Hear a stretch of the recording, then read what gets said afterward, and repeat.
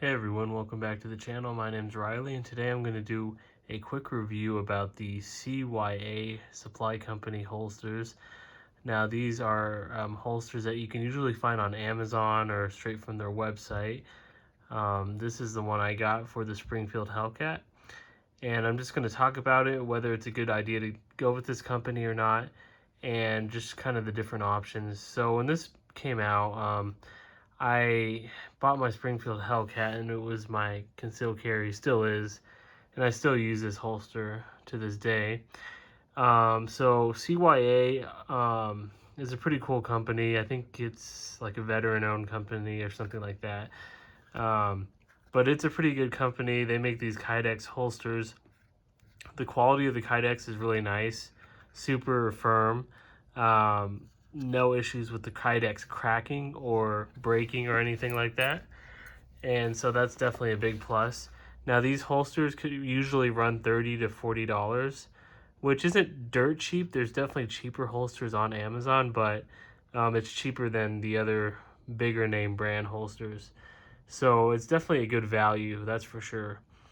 I'm going to talk about some of the features real quick, and then I'll let you know what I think, whether this is worth the money. Now, this is how it comes, but I made a couple adjustments. I have my concealed carry gun here unloaded. It does have a mag in it, just that's how I keep it. Normally the gun is loaded, but obviously for the video it's not. So obviously this gun is a little modified. It has a threaded barrel and an optic on the top. So what I was saying is, I don't know if they have the option now, but when I bought this holster, they didn't have the Springfield Hellcat option for the safety. So I had to modify this holster. As you can see, this edge is kind of bent out. What I did is I used a lighter and I heated up the Kydex and I bent it out a little bit. So let me put this in here real quick. Actually, I'm just gonna put it down real quick. There we go. So I had to bend it out to the side because if you can see there, it did not fit my Hellcat with the thumb safety, and they didn't even have the option to do the thumb safety. I'm not sure if they do now. So that was an easy modification. All I did was, like I said, take a lighter and I bent this out a little bit and then let it cool off, and then it dried. It remolded itself like that, so it can clear the thumb safety. I think they might have this exact holster with the thumb safety now. Also, another thing they did not have was a cutout for the optic, so I had to do that myself too. So basically, I heated up the Kydex. I used like a little knife and I cut out a cutout for my optic on my Hellcat. So I had to cut that out by myself. It took like 10 minutes.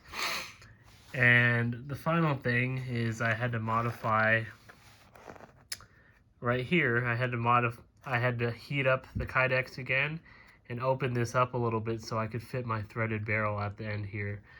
So overall, I mean, it's not my favorite thing to modify these holsters myself, but it's easy to do it. I don't have any experience working on holsters, and I did all three of those things, in less than 20 minutes. So it's super easy to modify Kydex holsters if you've never done it before. Obviously, I would have rather bought this holster with all those options, because now, that's the thing though. If you buy a generic holster like this one, sometimes you don't have the option for the optic cutout, threaded barrel, manual safety. But if you go with kind of a higher brand holster, you definitely have that option to get all those features, but it costs more, obviously. So I just talked about what I did. Let's talk about the actual holster. So it has this single screw right here, which you can tighten, which basically makes the retention tighter. So you can click it into place easier or harder. So single screw to adjust the retention. You have a single clip here that goes onto your belt with these screws that hold it on. And that's about it. Very basic. The holsters, all the ones I've seen from them, cover the trigger guard completely, so there's no issues there.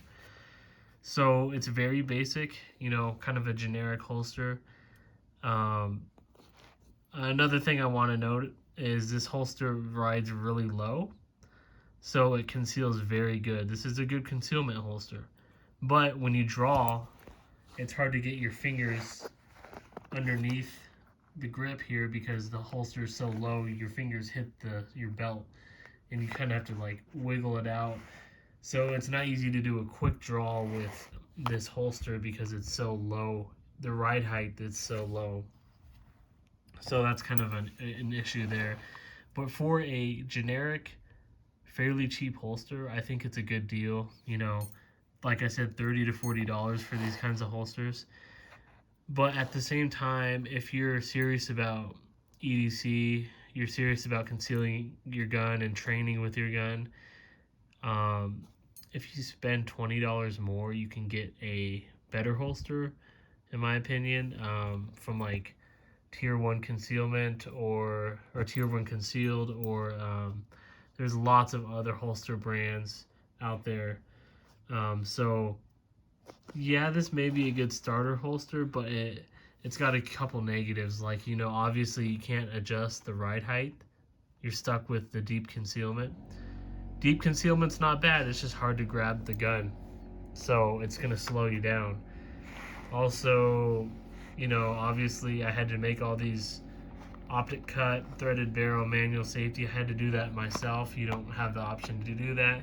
If you went with a company like Tier 1 Concealed, they special make your holsters, so you can have all those options added, you know. But all in all, if I was to do it again, I probably would not buy the CYA holster.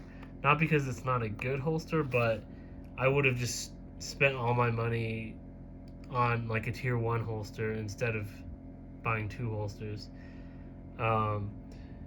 You know, for positions, I just want to go over real quick. I can carry this at 3 o'clock. I can carry this at Appendix. It's not the best Appendix holster, but I can do it.